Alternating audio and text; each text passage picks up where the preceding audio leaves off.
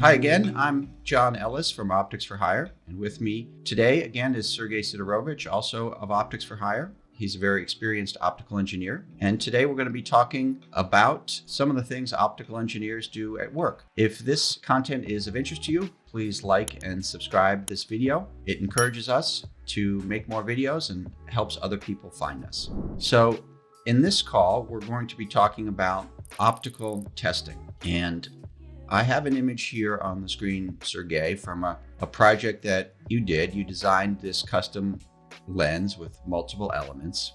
And in my recollection, it was used in a very specific way that was going to be complicated to test, but you wanted to get some validation from the factory before they sent it to us that they'd made it correctly. Is that right?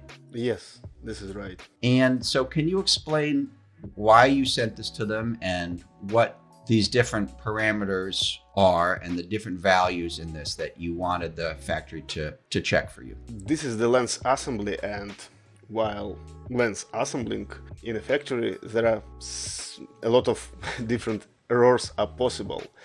And to check the assembly quality, we need to measure something to understand is it assembled correct or not. This is why we define it focal length, front focal length, and back focal length. Here is a mistake in the scheme. This is the back focal length here, yeah? Yeah. And this is the front. Yes. Okay. All right. And what is this other focal length? Focal length is the focal length of the optical assembly. And as for the back focal length and front focal length, this distance is between lens surface and point where the lens is focused parallel beam, in simple words. Okay. So how did you expect them to test this? What did they do to make this test for you? There are several ways to make it. The simplest way is to use collimated beam. I define it value of the wavelength for the measured focal length. It is 632.8 nanometers. This corresponds to gallium laser, and using a beam splitter and through the direction of the parallel beam into the lens and measure the point where the lens is focuses this parallel beam, they can measure front focal length or back focal length, and corresponding with the values in the table will show if the lens assembled correctly or not.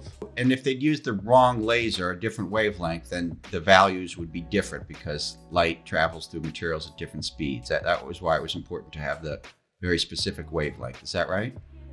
Right, you're correct. Okay. So in the first measurement, this large F, where are they putting the laser? They're putting the laser on this side of the lens? The source. Yes, the first one. The first number cannot be measured by the parallel beam.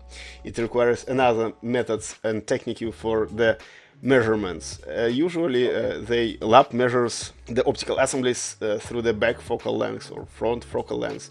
It depends on the direction that is simplest to direct parallel beam through the lens. I see. So you weren't asking them to make all three of these measurements. You were giving them three different options.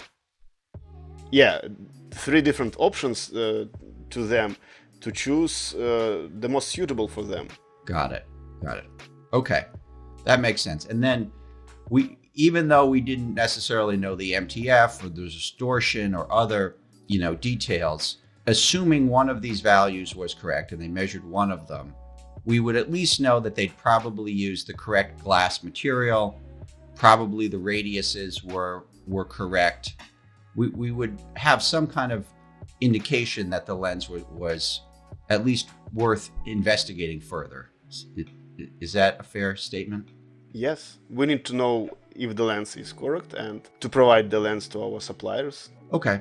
So as in my recollection, this was a good lens, and they tested one of these values and they sent it to us, and then you did further testing in our laboratory for a whole lot more parameters. Is that Yes. is that the process? Yeah. Yeah, this is the correct to check this. This is very specific lens. It is created for scanning, and we made one more optomechanical design around the lens to create the assembly that makes it possible to check if it works correct. Okay. Well, thanks, Sergey. That was interesting. We appreciate your time and taking time out of your day to explain more about what optical engineers do at work. Again, if you like this content, please like and subscribe to our channel.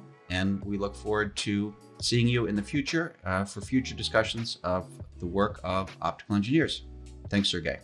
Thank you, John.